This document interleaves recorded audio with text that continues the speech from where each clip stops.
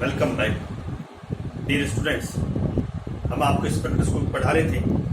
आपने हमारा पिछला वीडियो आपने देखा, समझा भी होगा। आप उसको बार बार देखेंगे तो जल्दी समझ में आएगा। आज हम वो चीज पढ़ाने जा रहे हैं जिसकी सहायता से स्पेक्ट्रोस्कोपी संभव है, अर्थात जिस उपकरण की सहायता से किसी पदार्थ का स्पेक्ट्रा लिया जाता है वो स्पेक्ट्रोमीटर के या स्पेक्ट्रोफोटोमीटर कहते हैं। स्पेक्ट्रोफोटोमीटर या स्पेक्ट्रोमीटर भिन्न भिन्न कंपनियां भिन्न भिन्न तरह के डिजाइन करती है, उनके डिजाइन अलग अलग है लेकिन बेसिक लक्षण सेम रहेंगे। आपको पता है स्पेक्ट्रा दो प्रकार के होते हैं, एक इमिशन स्पेक्ट्रा और एक एब्जॉर्प्शन स्पेक्ट्रा, अर्थात उत्सर्जन स्पेक्ट्रा और अवशोषण स्पेक्ट्रा। तो उत्सर्जन स्पेक्ट्रोमीटर से जो स्पेक्ट्रा लिया जाता है वो उत्सर्जन स्पेक्ट्रा, और अवशोषण स्पेक्ट्रोमीटर से जो स्पेक्ट्रा लिया जाता है वो अवशोषण स्पेक्ट्रा।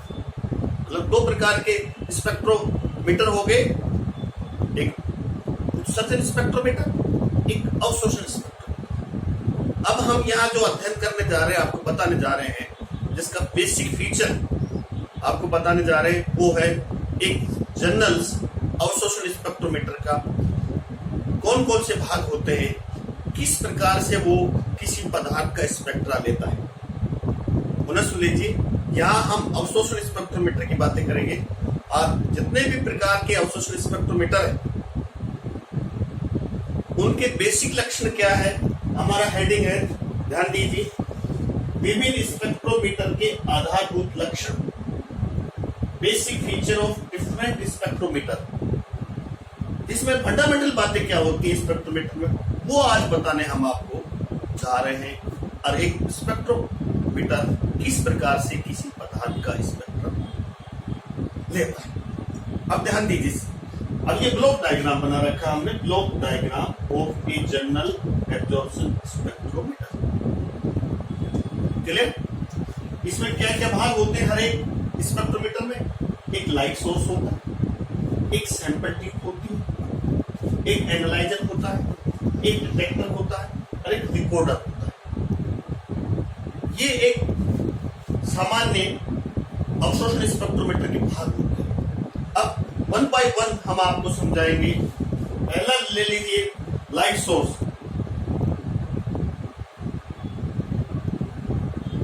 लाइट सोर्स प्रकाश स्रोत। प्रकाश स्रोत किस प्रकार के रेडिएशन आप काम में लेना चाह रहे हैं,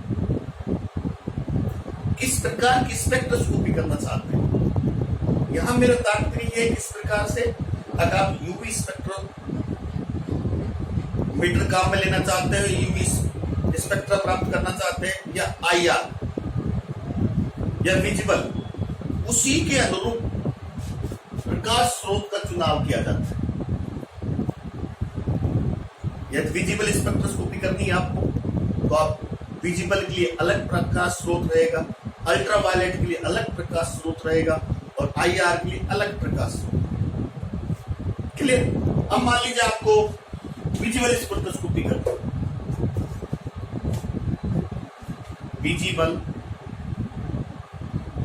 विजिबल लाइट सोर्स का मानक। विजिबल के लिए आप या जो कांच में बंद टंगस्टन फिलामेंट्स होता है, जैसे बल्ब होते हैं, जैसे सामने लाइट,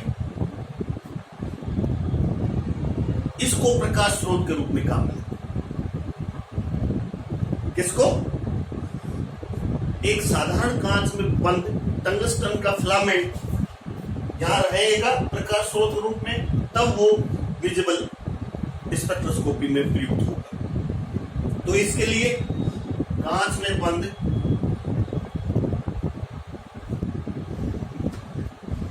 टंगस्टन फिलामेंट प्रकाश स्रोत के रूप में काम में लेंगे। आपको यूवी करनी है, अल्ट्रावायलेट रेडिएशन काम में लेने हैं प्रकाश स्रोत के रूप में, तो आप क्या काम में लेंगे। इस यूवी के लिए आप दो काम ले सकते हैं, एक हाइड्रोजन विसर्जन लैंप या deuterium lamp.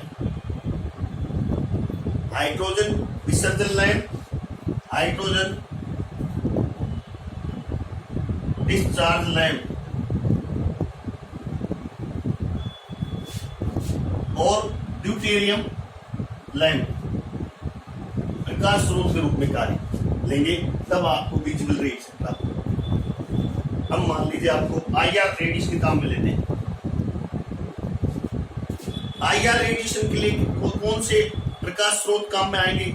Glover, silicon carbide की छड़ होती है जिसको ग्लोवर कहते हैं। ग्लोवर मतलब सिलिकॉन कार्बाइड की छड़ प्रकाश स्रोत के रूप में काम में लेंगे। दूसरा प्रकार इसमें ही नस्टर्ड ग्लोवर,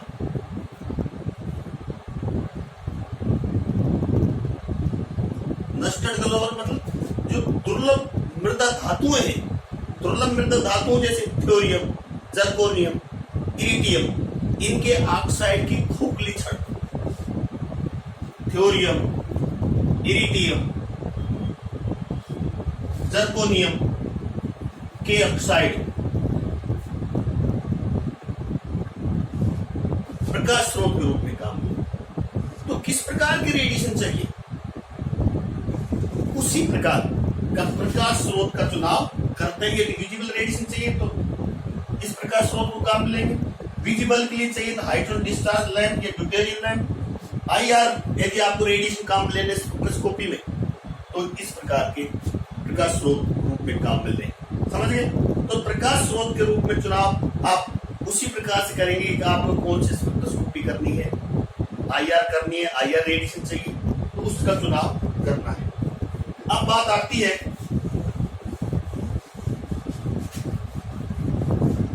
दूसरे तरफ सैंपल ट्यूब।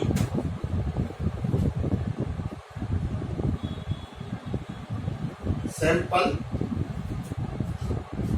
ट्यूब, अब सैंपल ट्यूब किसकी बनी हो, जिसमें पदार्थ को घोलकर उसका विलयन काम में लेते हैं। सैंपल ट्यूब आप किस प्रकार की स्पेक्ट्रोस्कोपी करना चाहते हैं, किस प्रकार का आपने प्रकाश स्रोत का चुनाव किया है, उसी पदार्थ की सैंपल ट्यूब बनी। समझ गए? किस प्रकार से आपने प्रकाश स्रोत का चुनाव किया है, उसी के अनुरूप, उसी पदार्थ के अनुरूप सैंपल ट्यूब बनी रहती है। एक सैंपल ट्यूब होती है जिसमें पदार्थ के विलयन को लेते हैं हम सैंपल के रूप में, किसी विलायक में घोलकर इस सैंपल ट्यूब को ले लेते हैं। तो सैंपल ट्यूब प्रकाश स्रोत के अनुसार ही चुनाव होता है। मान लीजिए आपको विजिबल स्पेक्ट्रोस्कोपी करनी है तो विजिबल स्पेक्ट्रोस्कोपी जो साधारण कांच है, समझ रहे हैं, साधारण कांच, विजिबल के लिए साधारण कांच की ट्यूब सैंपल ट्यूब में काम मिलेंगे। समझ रहे हैं आप? अलग अलग के लिए अलग अलग। यदि आप सैंपल ट्यूब किस में काम लेते हैं, अल्ट्रावायलेट के लिए काम मिलेंगे या आईआर के लिए काम मिलेंगे। तो अल्ट्रावायलेट के लिए क्वार्ट्ज की बनी है, क्वार्ट्ज की बनी है, क्वार्ट्ज मतलब बोरोसिलिकेट की बनी हुई, क्वार्ट्ज की बनी हुई सैंपल ट्यूब होगी। ओके, यदि आईआर रेडिएशन काम में आ रहे हैं तो आपको आईआर रेडिएशन के लिए क्षार जो धातुएं होती हैं, क्षार धातु, उनके हैलाइड की बनी हुई सैंपल ट्यूब काम, क्षार धातु, हैलाइड जैसे NaCl, KCl, इनकी बनी हुई सैंपल ट्यूब काम में लेंगे। पुनः सुन लीजिए, विजिबल स्पेक्ट्रोस्कोपी है, विजिबल रेडिएशन काम लेते हैं साधारण कांच की बनी सैंपल ट्यूब के, सैंपल ट्यूब किसकी बनी होती है, साधारण कांच। अल्ट्रावायलेट के लिए क्वार्ट्ज और आईआर रेडिएशन काम में ले रहे हैं तो वहां सैंपल ट्यूब लेंगे क्षार धातु हैलाइड की बनी हुई सैंपल ट्यूब काम में। क्लियर? तो इस तरह से सैंपल ट्यूब का चुनाव करते हैं जिसमें पदार्थ का विलयन लिया जाता है।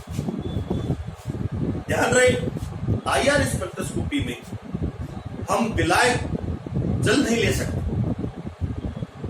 सॉल्वेंट के रूप में क्या नहीं लेंगे?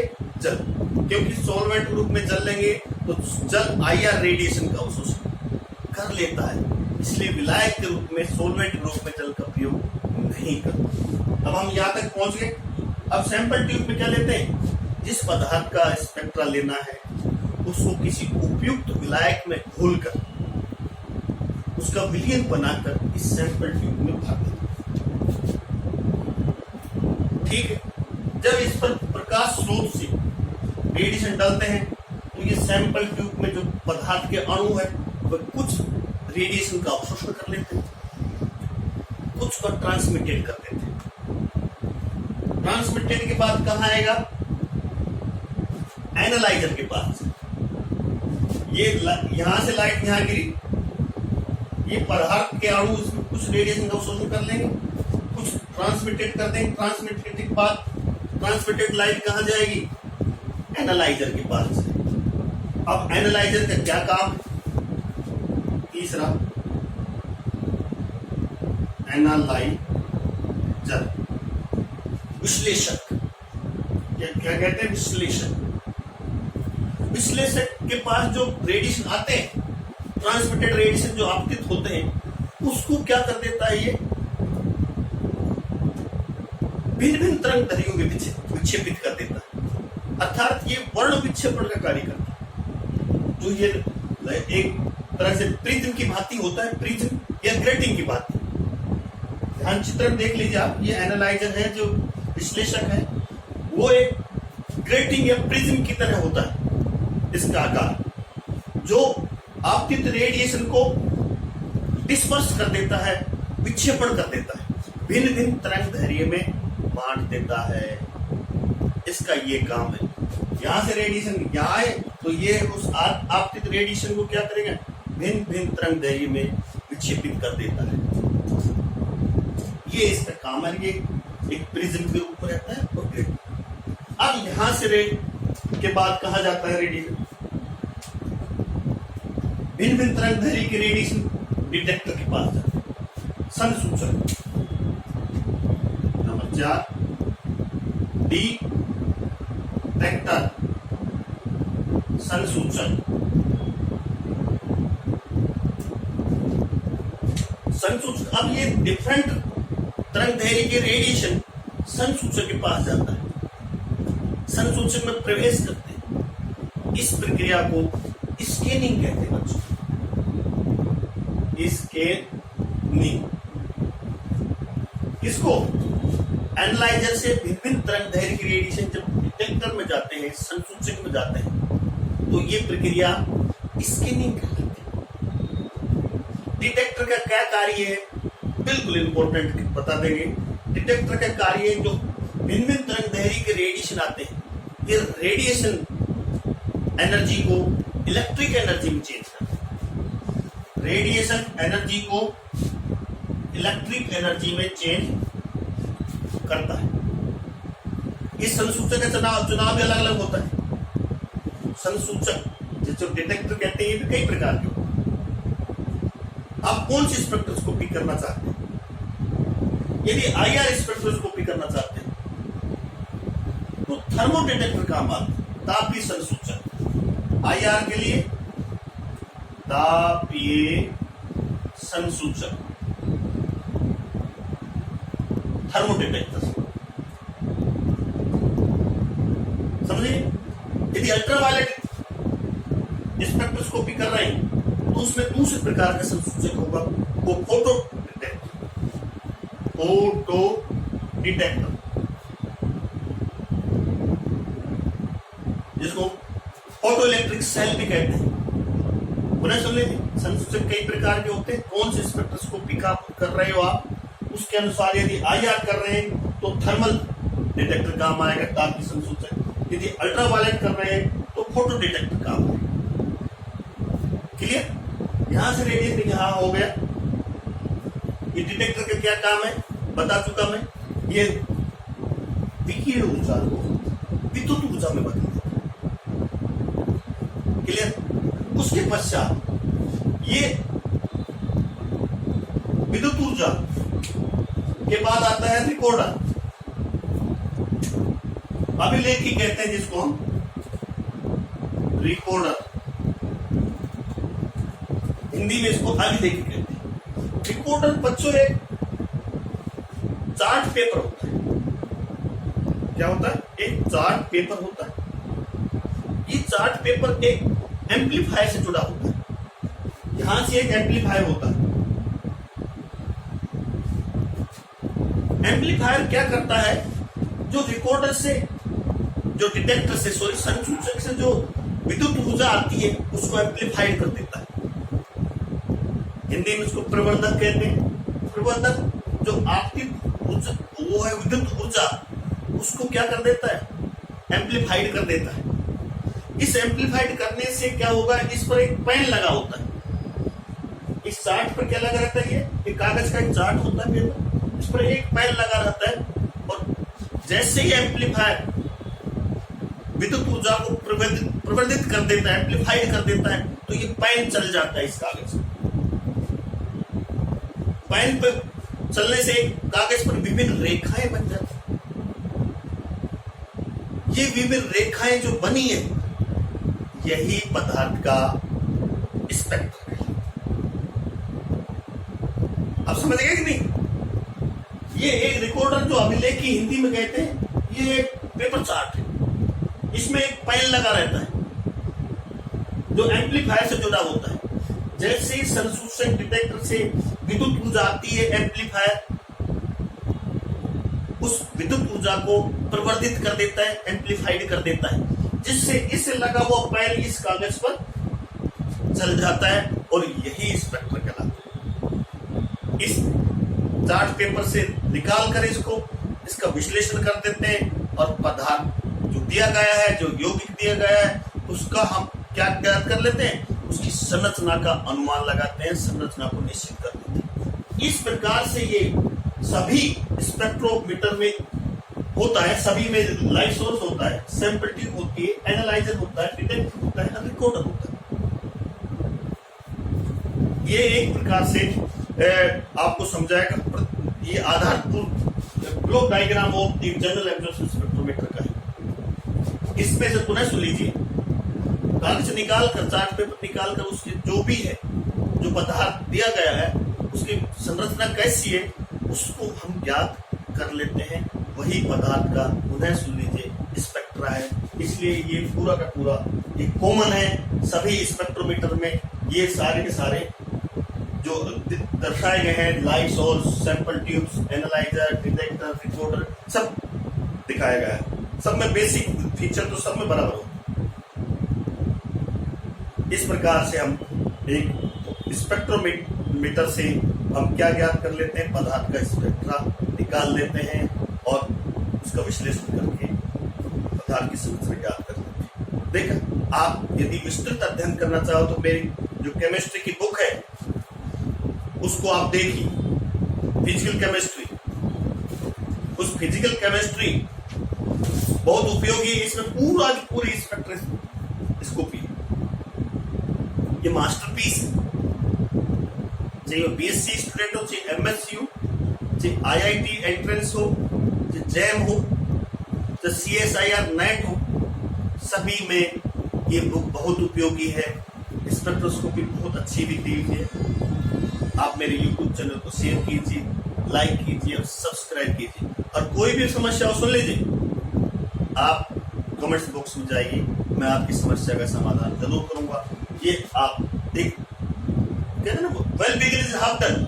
यदि आप स्पेक्ट्रोस्कोपी के बारे में समझना चाहते हैं तो पहले स्पेक्ट्रोमीटर के बारे में समझना चाहिए। वो आज मैंने एक ही चीज को बता दी, कौन सा क्या है। तो उसी प्रकार से आप कंटिन्यूस मेरे वीडियो को देखिए। मैं आपको पूरी स्पेक्ट्रोस्कोपी और अन्य टॉपिक को पढ़ाऊंगा। Thank you very much.